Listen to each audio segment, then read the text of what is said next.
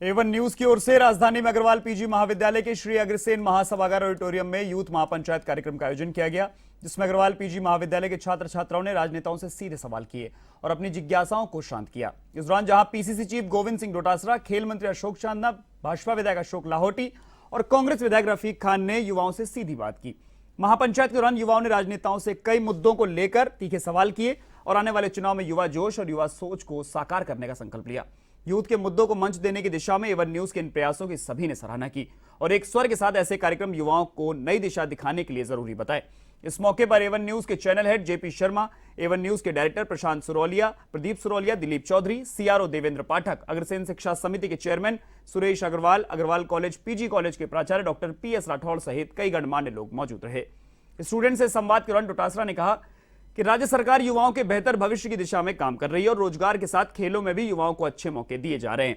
बेरोजगारी और paper leak को लेकर डोटासरा ने अपनी बात रखी और इसे युवाओं के साथ अन्याय बताया, लेकिन उन्होंने कहा कि इसे रोकने के लिए राज्य सरकार पूरी तरह प्रयासरत है और आरोपियों के खिलाफ सख्त कार्रवाई की जा रही है। समारोह के दौरान चैनल हेड जेपी शर्मा ने सभी अतिथियों का स्वागत किया और यह वादा किया कि एवन न्यूज अपने सरोकारों को निभाता रहेगा और जनता के बीच जाकर जनता और सरकार के बीच ब्रिज का काम करेगा। तो चैनल के डायरेक्टर प्रशांत सुरौलिया ने कार्यक्रम के सफल आयोजन के लिए पूरी एवन न्यूज की टीम को बधाई दी। निर्वहन करें, साफा आदर का प्रतीक है और channel head JP Sharma ji से अनुरोध करूंगा कि वो दुपट्टा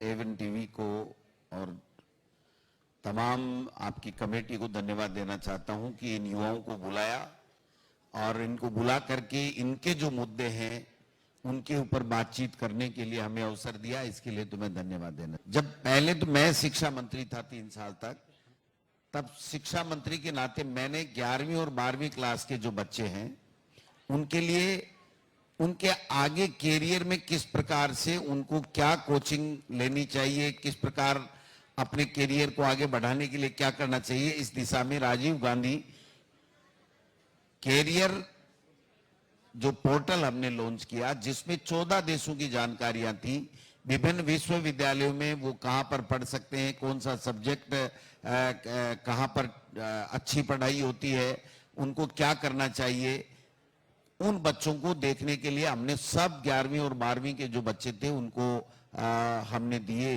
उनका जो कोड होता है वो दिया और उस ऐप को लॉन्च करके हमने उसको आगे बढ़ाने का काम किया, जिससे इन बच्चों को पता चल आउट ऑफ टर्न नौकरियां मिली।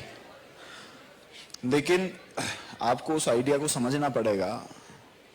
पहली बात तो कि नौकरियां मिलना इज नॉट एवरीथिंग।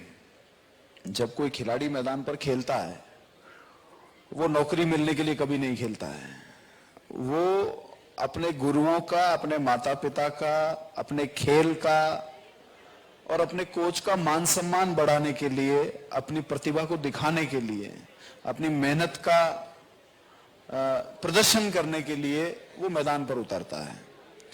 लेकिन देखिए, मेरा ये मानना है और मैं हर जगह कहता भी हूं कि employment is the best engagement and sports is the best entertainment.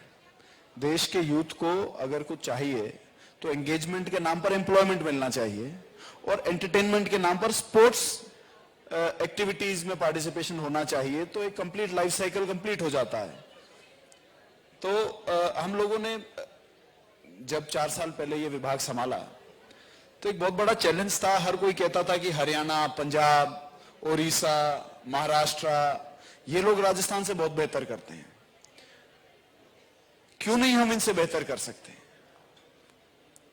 हर बार सवाल यही, क्योंकि अक्सर हम लोग सीनियर जो स्पोर्ट्समैन होते थे उनसे चर्चा करते थे।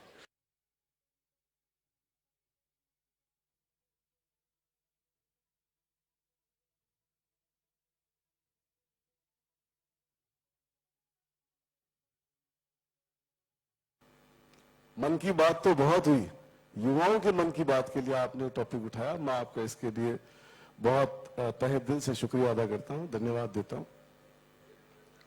पेपर लीक की इन्होंने बात करी। एक पेपर लीक इनकी जानकारी के लिए बता दूं, कोई मोदी जी ने नहीं पकड़ा, हमने ही पकड़ा है।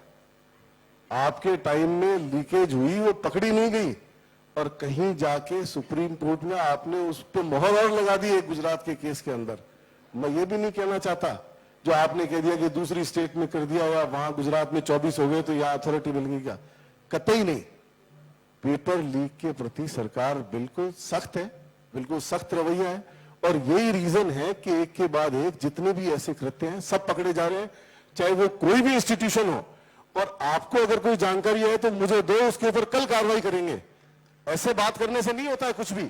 अगर एक भी मुद्दा आपके सामने ऐसा हो और कोई कल्प्रिट आपकी नजर में आ रहा हो, आप अभी दो, आज मेरे सोने से पहले उस पर कार्रवाई कराएं। A1 न्यूज चैनल के इस प्लेटफॉर्म पर आपने यूथ को जो उठाया है और जो यूथ की एक महापंचायत आपने आयोजन की है, मैं पूरे चैनल परिवार को, आप सब लोगों को बहुत बहुत बधाई देता हूं, शुभकामनाएं देता हूं कि राजस्थान इन्हीं देश में, जिसे कहा जाता है, आपने भी यहाँ पर कहा कि we are the youngest country of the world, हम दुनिया के सबसे युवा आबादी वाले देश हैं। तो उस युवा आबादी के देश में जहाँ आपने युवाओं की बात रखी और युवाओं के माध्यम से बजट पर चर्चा करने की जो आज ने परिपाटी शुरू की है, मैं आपको बहुत बहुत बधाई देता हूँ, शुभकामनाएं देता हूँ। आपने पूछा डोटासरा जी का जो सेशन चल रहा था, मैंने उसमें एक सवाल भी पूछा था और मैं कुल मिलाकर आपको मैं अब ये कह सकता हूँ कि डोटासरा जी हम सब युवाओं के बीच में से बड़ी स्मार्टली यहाँ से अपनी बात कहकर निकल गए, सवालों का जवाब देकर नहीं निकले। वो मैं इसलिए कह रहा हूँ कि डोटासरा जी ने अपने पूरे टाइम में से लगभग 70% उन्होंने स्कूल एजुकेशन पे बात की, जबकि आपकी महापंचायत पर लिखा हुआ है यूथ महापंचायत। ये स्कूल चिल्ड्रन बाल मेला नहीं था, ये यूथ महापंचायत थी। हिंदुस्तान दुनिया की सबसे ज्यादा यूथ पॉपुलेशन वाला देश है। हिंदुस्तान में सबसे ज्यादा युवा बसते हैं। ये अपने आप में एक बहुत बड़ा अवसर लेकर आता है, तो साथ में ये तथ्य जो है वो चुनौती और चिंताएं भी बहुत सारी लेकर आता है। बहुत सारे विज्ञान के विद्यार्थी हमारे बीच होंगे जिन्होंने पढ़ा होगा न्यूक्लियर चेन रिएक्शन के बारे में, जो अगर कंट्रोल्ड हो तो वो परमाणु बिजली घर बनाती है, अनकंट्रोल्ड होती है तो परमाणु बम बनाती है जो विध्वंस का रास्ता खोलता है। तो इस युवा शक्ति को सृजनात्मक दिशा में कैसे लेकर के जाएं, इस बारे में A1 न्यूज का मंथन भी है और इस मंथन के जरिए आप सब लोगों की बात को, हमारे जो रहनुमा हैं, हमको, हमारे समाज को, हमारे देश को दिशा देने वाले जो लोग हैं, उन तक पहुंचाने की कोशिश हमारा चैनल लगातार करता रहा है। हमारे यंग और डायनामिक जो डायरेक्टर्स हैं, श्री प्रशांत सरोलिया जी और श्री दिलीप चौधरी जी, प्रदीप सरोलिया जी यहाँ विराजे हुए हैं। तो हमारे चैनल का आप सब लोगों की तरफ से एक मैंडेट ये रहा है कि जन सरोकार से जुड़ी हुई जितनी भी चीजें हैं उनको हम सरकारों तक पहुंचाने की कोशिश करें। आज का ये जो आयोजन है ये A1 न्यूज की ओर से इसी श्रृंखला में एक प्रयास है।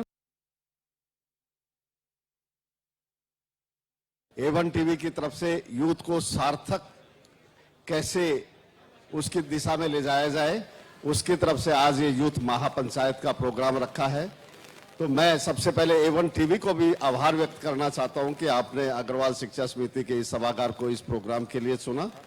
आपका भी आभार, धन्यवाद।